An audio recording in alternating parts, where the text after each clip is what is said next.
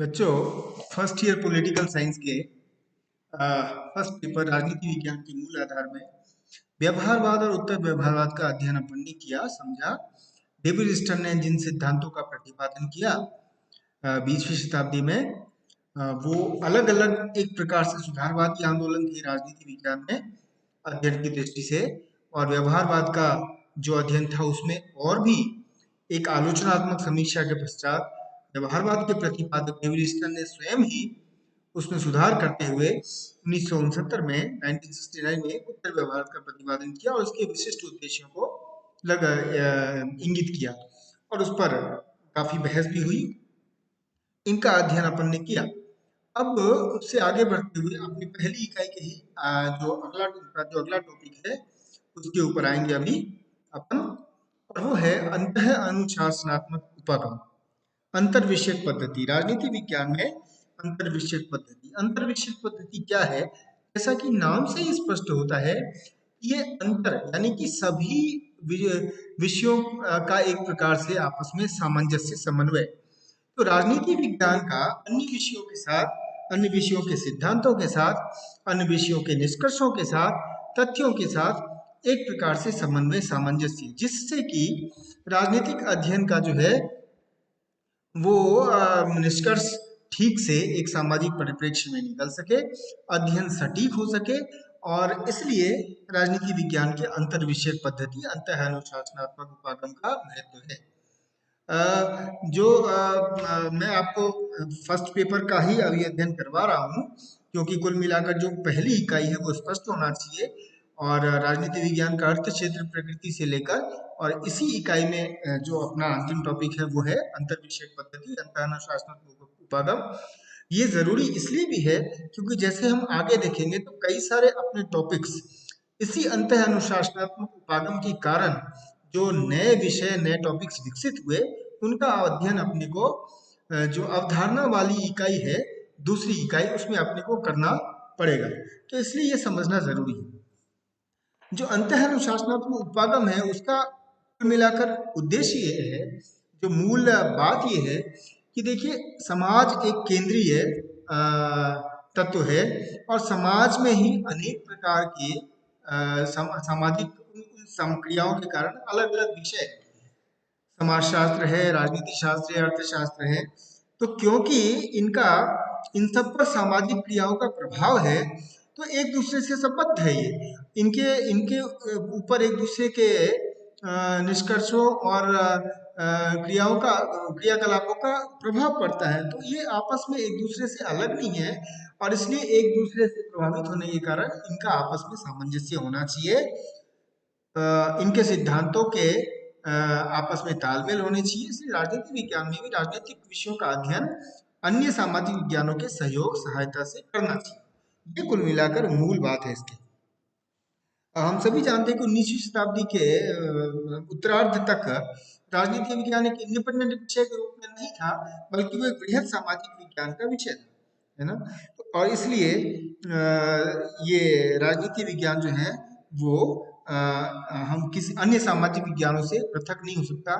हम तो यहाँ तक जानते हैं कि सामाजिक विज्ञान क्या, कई सारे राजनीतिक वैज्ञानिकों ने तो राजनीति विज्ञान का संबंध प्राकृतिक विज्ञानों से भी स्थापित करने की कोशिश की है और उसकी सहायता से अध्ययन करने की कोशिश की है, और कई बार ये उचित भी है। अरस्तु स्वयं एक जीव वैज्ञानिक भी था और हम जानते हैं कि उनके राजनीतिक विज्ञान के राजनीतिक अध्ययन में कई बार प्राकृतिक विज्ञानों और जीव वैज्ञानिक अध्ययनों की छाप भी दिखती है ना। बाद में जैसे हर्बर्ट स्पेंसर, जो व्यक्तिवादी विचारक हुए आधुनिक काल में, उन्होंने भी जो प्राकृतिक विज्ञान, खासकर जीव वैज्ञानिक अध्ययन, मानव शास्त्रीय अध्ययन के आधार पर राजनीतिक विषयों को समझने की कोशिश की। किस प्रकार मानव विकास के साथ साथ राजनीतिक संस्थाओं का विकास हुआ और उस पर मानव विकास का के संपूर्ण स्टेजेस का किस प्रकार प्रभाव पड़ा, स्पेंसर ने इसको भी अपनाया। तो प्राकृतिक विज्ञानों का भी असर पड़ा है, सामाजिक विज्ञानों का तो स्वाभाविक रूप से पड़ती है। इसलिए अंतर विषयक पद्धति का विकास हुआ और इसके तीन मुख्य दृष्टिकोण माने जाते हैं। मैं संक्षेप में समझाऊं तो तीन मुख्य दृष्टिकोण हैं। सबसे पहला जो दृष्टिकोण है वो है अंतःनुशासनात्मक उपायों का परंपरावादी दृष्टिकोण। देखिए परंपरागत दृष्टिकोण क्या कहता है? परंपरागत दृष्टिकोण कहता है कि राजनीति विज्ञान का जो है संबंध अन्य सामाजिक विज्ञानों से होना जरूरी है, और ये दूसरे विषयों में पूरी तरह से इसको समाहित नहीं किया जा सकता, लेकिन दूसरे विषयों के निष्कर्षों, तथ्यों और सिद्धांतों के आधार पर हम राजनीतिक विषयों का अध्ययन करें तो ये उचित रहेगा। जैसे वर्तमान में राजनीतिक सिद्धांतों में जो सिद्धांत में कई सारी अवधारणाएं विकसित हुई, धारणाएं विकसित हुई, जैसे भूमिका, संस्कृति, सामाजिकरण, ये सभी जो है वो कुल मिलाकर समाजशास्त्र से आए, ये विषय आए हुए हैं।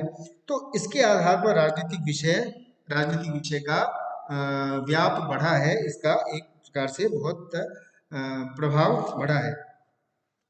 फिर इसी तरह से जैसे ईएच कार्ड ने अपनी पुस्तक लिखी हिस्ट्री ऑफ सोवियत रशिया, और इसमें उसने अध्ययन का आधार ही को इतिहास के अध्ययन को बनाते हैं, यानी इतिहास के ऐतिहासिक तथ्यों के आधार पर राजनीतिक विषय का अध्ययन। तो परंपरावादी विचारक जो हैं वो ये मानते हैं कि जो प्रारंभ में जैसे राजनीति विज्ञान अलग विषय नहीं था, वो उसका संबंध दर्शन, इतिहास, विधि, नीति शास्त्र इत्यादि से था। तो वो जो है वो संबंध स्थापित रहना चाहिए, और राजनीति का निष्कर्ष जो है वो और भी ज्यादा एक प्रामाणिक होगा। और इसलिए राजनीति विज्ञान का संबंध अन्य सामाजिक विषयों के सिद्धांतों के साथ होना चाहिए, उनकी सहायता लेनी चाहिए हमें राजनीतिक विषयों को समझने के लिए। जो दूसरा दृष्टिकोण है वो है व्यवहारवादी दृष्टिकोण, behavioural approach to political science. अब ये परंपरावादी विचारक से भी आगे बढ़कर इसको देखने का प्रयास करते हैं अंतर विषयक पद्धति को। क्या वो कहते हैं कि विशेष रूप से व्यवहारवाद और व्यवस्था सिद्धांत में ये जो व्यवहारवादी अनुभवात्मक एम्पिरिकल थ्योरी है वो परिलक्षित होती है। जैसे लासवेल, मरियम, है ना, सर्टोरी, ऐसे विचारकों ने, राजनीति वैज्ञानिकों ने इस विधि को का समर्थन किया। और इसके अनुसार राजनीति विज्ञान और अन्य सामाजिक विज्ञानों का जो है अंतिम उद्देश्य सामाजिक अध्ययन करना है, वो एक है। इसलिए इन दोनों का तो बिल्कुल एक प्रकार से एकीकरण हो जाना चाहिए। हम जानते हैं व्यवहारवाद का जो एक उद्देश्य है वो एकीकरण, यानी सभी सामाजिक विज्ञानों का एकीकरण, इंटीग्रेशन। तो सभी सामाजिक विज्ञानों का एकीकरण होना चाहिए, और इस दृष्टि से राजनीति विज्ञान का अन्य सामाजिक विज्ञानों से भी एकीकरण होना चाहिए। और हम जानते हैं कि इसी कारण से कई नए विषय भी विकसित हुए, जैसे राजनीतिक अर्थशास्त्र, राजनीतिक समाजशास्त्र, राजनीतिक इतिहास, राजनीतिक मनोविज्ञान, है ना। ये सारे नए विषय इसलिए विकसित हुए 20वीं शताब्दी में कि भाई ये एकीकरण और अनुभवात्मक अध्ययन जो राजनीति विज्ञान में शुरू हुआ, इसमें अन्य सामाजिक विज्ञानों का बहुत ज्यादा ये रोल रहा। तो उसके आधार पर तो व्यवहारवादी दृष्टिकोण का मतलब ये है, अर्थ ये है कि दूसरे दृष्टिकोणों का पूरा एक दूसरे विषयों का एकीकरण होना चाहिए राजनीति विज्ञान से। जो तीसरा दृष्टिकोण है वो है मार्क्सवादी दृष्टिकोण। हम सभी जानते हैं कि मार्क्सवाद जो है वो एक ऐसा दृष्टिकोण है जो अर्थवित्त के आधार पर, निजी संपत्ति और पूंजी के आधार पर हर एक राजनीतिक, सामाजिक, आर्थिक विश्लेषण करता है हर प्रकार का। उसका वैश्विक दृष्टि ही एक प्रकार से आर्थिक विश्लेषण पर टिका हुआ है। तो इस दृष्टिकोण के अनुसार जो राजनीति विज्ञान का संबंध है वो सबसे अधिक अर्थशास्त्र के साथ होना चाहिए, और इसलिए अर्थशास्त्र का अध्ययन यदि हम पूरा अच्छे से कर लें तो संभवतः है वो राजनीति विज्ञान को समझने में आसानी होगी। इस दृष्टिकोण का विश्लेषण प्लेखनोव की पुस्तक जो है the development of monistic theory of history, the development of monistic theory of history, ये एक रशियन राजनीति वैज्ञानिक थे, प्लेखनोव मार्क्सवादी थे, उनकी पुस्तक के आधार पर विकसित हुआ है। और ये कहते हैं कि इतिहास के जो विभिन्न तत्व हैं, चाहे वो राजनीतिक व्यवस्था हो, अर्थव्यवस्था हो, सामाजिक संस्कृति हो इत्यादि, ये सभी जो है कुल मिलाकर इसका जो मूल तत्व है वो अर्थ है, वो निजी संपत्ति है, तो उसको समझना बहुत जरूरी है। और इसलिए हम ऐतिहासिक रूप से देखते हैं कि हर युग में आर्थिक आधार पर ही समाज का वर्ग विभाजन रहा, वर्ग संघर्ष रहा। तो और राजनीतिक व्यवस्था भी, जो जो पॉलिटिकल सुपर स्ट्रक्चर की बात होती है, वो भी उसी आर्थिक एक जो बेस है, आर्थिक संरचना है, उसके आधार पर टिकी होती है। तो ये मार्क्सवादी दृष्टिकोण है। जो तीन दृष्टिकोण इसके अंतर विषय पद्धति, अंतर उपागम के हैं। इसके बाद अपन जो है अगले व्याख्यान में देखेंगे कि किस प्रकार राजनीति विज्ञान का संबंध एक्चुअली वास्तव में अन्य सामाजिक विज्ञानों के साथ है, जैसे समाजशास्त्र, इतिहास। ये जो बड़े बड़े सामाजिक विज्ञान के विषय है, मुख्य विषय हैं, उनका संबंध राजनीति विज्ञान के साथ क्या है, इस प्रकार का है। और राजनीति विज्ञान और ये सारे विषय ये किस प्रकार एक दूसरे को प्रभावित करते हैं, क्योंकि आज राजनीति विज्ञान के अनेक विषय इन विषयों के साथ सामंजस्य समन्वय के आधार पर ही विकसित हुए हैं। तो इन विषयों के साथ एक संक्षेप में संबंधों को देखने की कोशिश करेंगे, प्रभाव और कारकों को देखने का प्रयास करेंगे।